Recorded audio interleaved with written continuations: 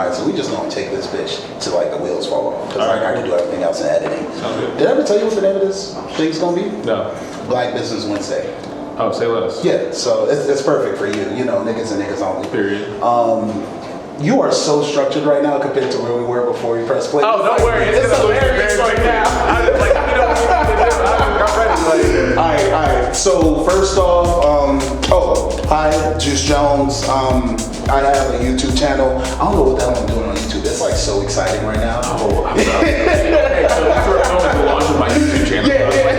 For a month. Yeah. To, like, drop. Cool. And so on I don't put myself on Twitter. Everything I advertise is like Instagram, Twitter is where I chill. Right. So name's Juice Jones. His name's Marquise. What's your last name? Richards. Never ever asked for his last name. We met on Twitter. We are two Twitter niggas that have met on Twitter. Yes. And we follow each other on IG. The whole point of this is the power of the black dollar, right? So BBW, Black Business Wednesday, for anybody wondering. I feel like I say BBW and you can feel like everyone like perk up and then they hear the title like Black Business Wednesday. This actually is. Not what you thought it was. It is, the excitement is there though because now they're in the room. Right. So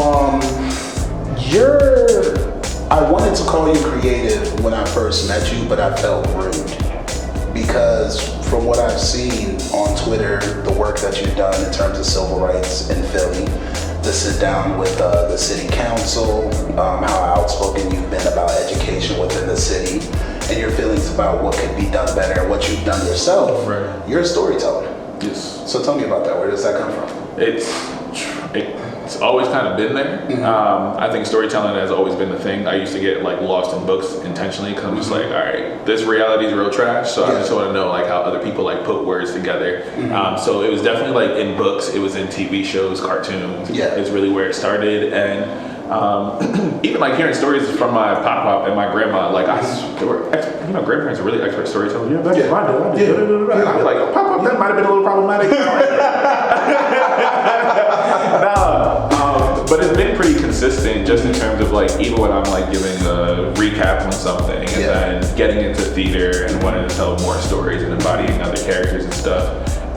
Speak on that background of theater. Yeah, so that obviously helps with what you do. Yeah, that whole thing. So I went to school for communications and theater. So it was always like, even in high school, I went to Susquehanna University. Okay. Yeah. Okay. What's Catholic University of America? Oh, word? Yeah. Good stuff. Yeah, out in DC. Yeah. This whole show is DC based. I actually came to Philly just to interview you in Philly because you're from Philly and that's where you do your work. I literally came here for you. Yeah, I appreciate that. I called you first and then I hit Elijah. That's literally how I was like, yo, we gonna do this? He was like, it's my birthday. I was like, all right, the next day, because niggas gonna niggas, niggas on week. Yeah. And we're also gonna talk about where that came from. Oh, absolutely. And then I was just like, after I got the okay from you, I was like, I'm gonna hit Elijah and I'm gonna go to his house, we're gonna crash it. And then after talking to him, I was like, we're gonna shoot an episode of Entangled Podcast because I've had him on my show with my friend Coop called Snacks. Yes. Which is our show. But yeah, go ahead. Which is super fire. But yeah. Oh, thank you. You watched it. Okay. I gotta do my own research. I can't put it here blind. Appreciate it. Yes. But yeah, so I think like my theater background really like informs a lot of how I have to move and operate because I realized like I knew it was powerful in my senior year of high school when we did like In the Heights, and that was it was a Lin-Manuel Miranda musical, and that joint was really like my hometown of Reading, Pennsylvania. Like I grew up there, and so originally from Reading. Originally from Reading, yeah, based in Philly for a full year now, which is super cool. Okay.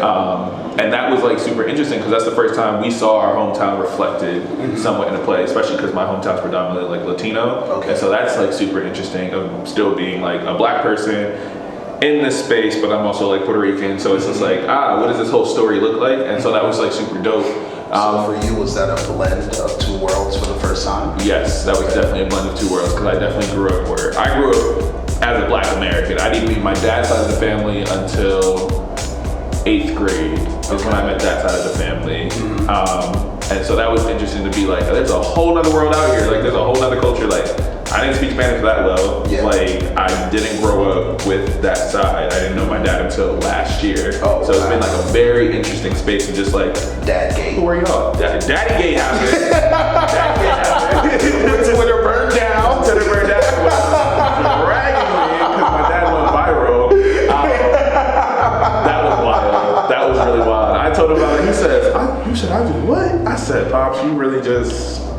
you're not old. You're only 44, so like, you got go do what you need to do. For everybody wondering, you posted a photo of your dad. Yes, right. Was it Father's Day? Day? And Twitter saw Marquise's father for the first time, and the women and men went crazy. Yes. And that was hilarious to watch. Really shout out to Pops.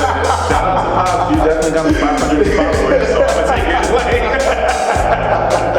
Well, you got 500 to pop off that? 500 right off of that. Wow. Yeah, I ain't never heard that. Plugged my brand right under and said, well, you need to follow. They were like, wait, we might be dragging him right now and say he might look like his mom. However, he does good work, so a bunch of niggas followed me, so that was really dope. Yeah.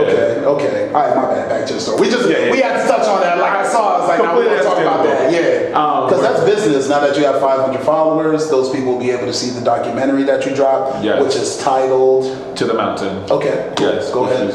Super dope. So I always like had this element of storytelling that I wanted to embody. So got to college, I went for broadcasting. Okay. I studied abroad in the Czech Republic, and then I studied theater and history out there, and I wanted to add in my theater major. So that was a year after my sophomore year. I declared, all right, broadcasting and theater as a dual major. Okay.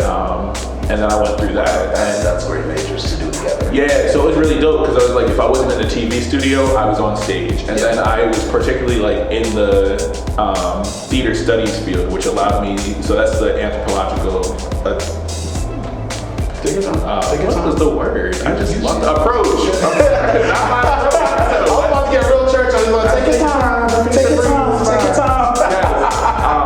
But the approach to that is like academic theater. So I was always the person to like study as the dramaturg. So I studied how the world of the theater operated. So wherever this world existed, I had to know the language they used. I had to know what certain things meant. I had to know why buildings were built the way that they were. And then also what was their approach. So was this a feminist play? Was this very much so like in a specific era of plays that were done? And so that was like super fascinating for me because now I got to study non-Western theater. And so I got to see like, oh, this is how they use magical realism in Spain. Oh, this is what lynching dramas look like. Oh, this is what African theater looks like. And even when you get to the subsets of the continent, like, oh, okay, so we studied Nigerian plays, but then what does it mean for a Black American to have a Nigerian lens? And it was like super interesting, but I realized like these were steeped in the oral tradition of Black people anyway, so they were always storytellers, we were always storytellers, and that's probably like the purest form. So I'm like, theater has always, in my mind, been like a very Black thing regardless. It was ceremonies that turned into like when we are born, we are actors, because your parents tell you, if you see cops, you have to do this. Yeah, you have to act like this way. If they ask for anything, you ask it straight up and you keep it moving.